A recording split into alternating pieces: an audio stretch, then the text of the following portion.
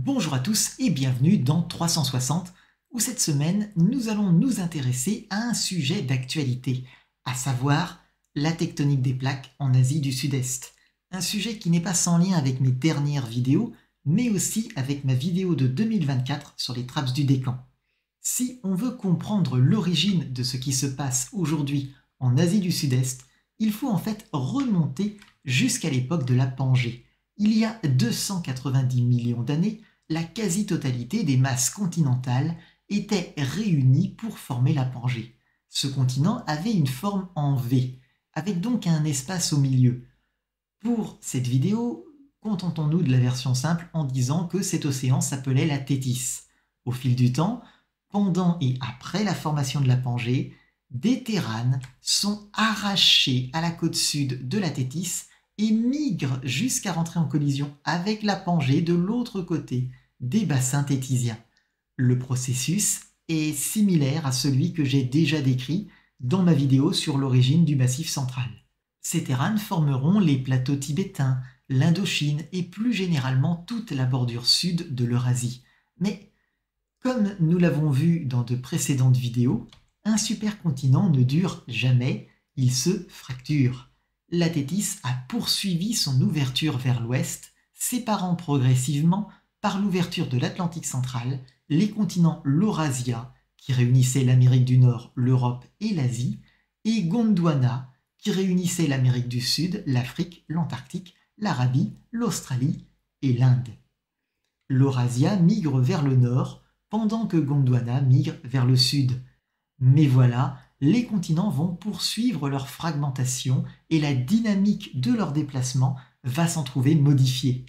À l'est de Gondwana en particulier, une série de traps va conduire à la formation de segments de rift qui se propagent. Ces segments, en se réunissant, vont séparer deux blocs du reste du Gondwana. Un bloc Antarctique-Australie et le bloc indien, que Madagascar avait initialement commencé à suivre. Le traps qui sépare l'Inde de la future Afrique s'est d'ailleurs formé, comme je l'avais déjà raconté, aux environs de l'actuelle île de la Réunion.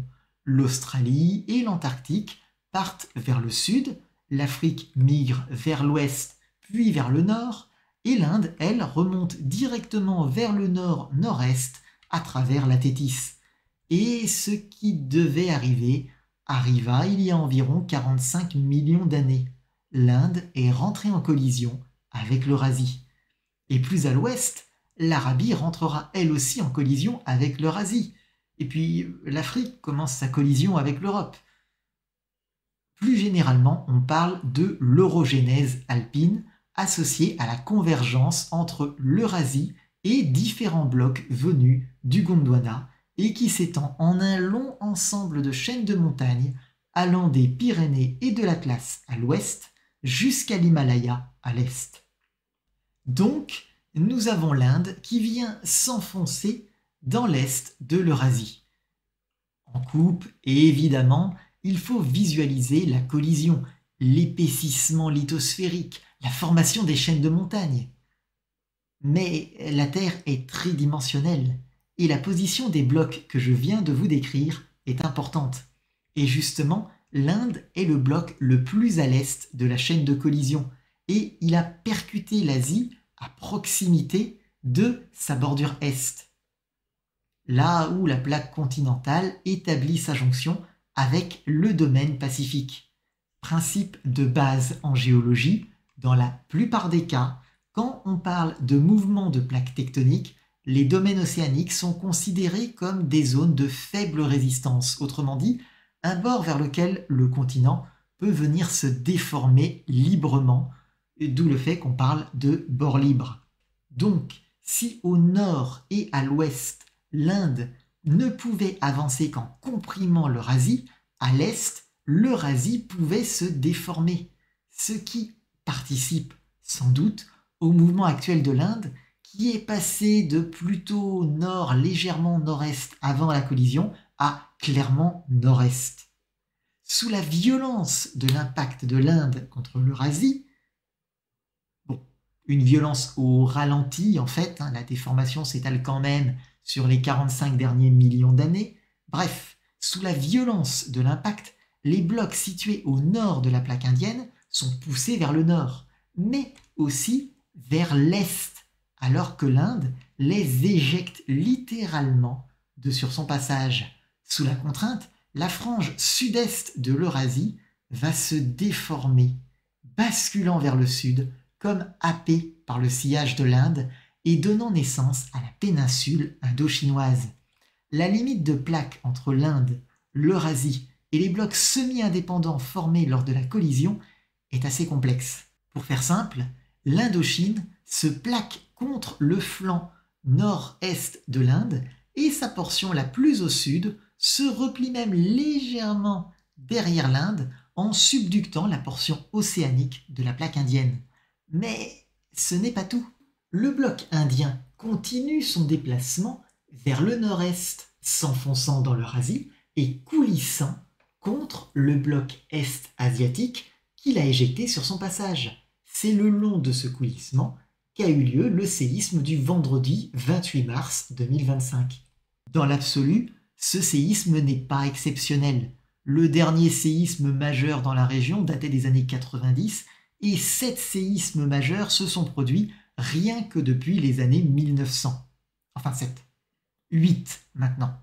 Par contre, ce séisme s'est produit à faible profondeur, la rupture se trouvant à 10 km sous la surface. L'énergie du séisme a donc eu peu de distance à parcourir pour atteindre la surface, il y a eu peu de dissipation sur ce trajet, d'où une augmentation des dégâts puisqu'il y a plus d'énergie à dissiper. De plus, la zone de rupture s'étend sur 270 km, une taille respectable. Or, plus la zone de rupture est grande, plus l'énergie dégagée est importante.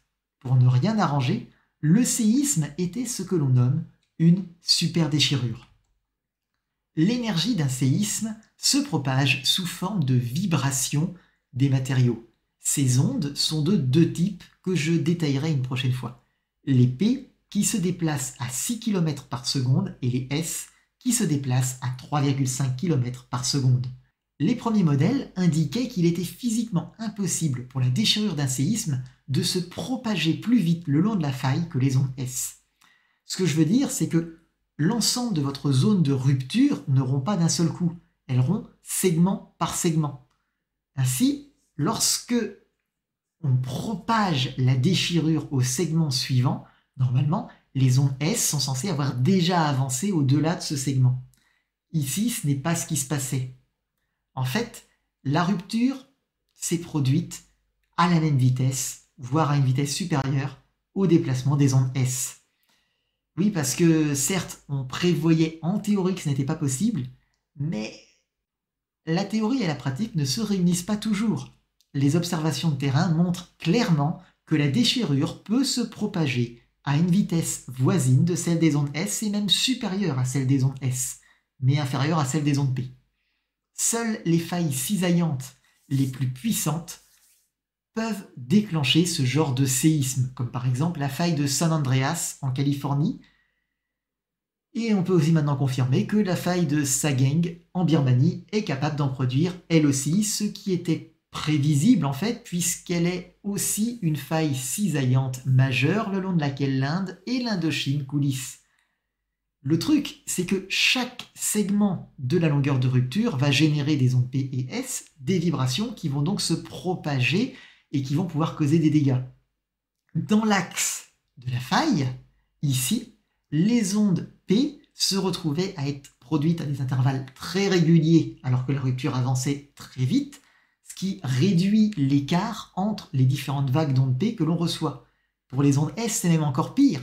Leur vitesse étant similaire à celle de la rupture, quand les ondes S générées au point 1 arrivent au point 2, le point 2 est déjà en train de rompre et de générer des ondes S supplémentaires. Les fronts d'ondes S s'additionnent les uns aux autres, générant ainsi un front d'onde beaucoup plus puissant, qui va donc pouvoir occasionner des dégâts beaucoup plus importants, beaucoup plus loin. Et le problème, c'est que les pays de la péninsule indo-chinoise ne sont pas les plus riches du monde et que donc construire des bâtiments aux normes parasismiques ne fait pas partie de leurs priorités, ce qui explique l'ampleur des destructions et donc le nombre de morts. Et comme je le dis dans ce genre de vidéo, une pensée pour les familles des victimes. Bref, ce sera tout pour aujourd'hui. À une prochaine fois, et d'ici là, puisse votre esprit demeurer vif et votre curiosité dénuée de toute limite.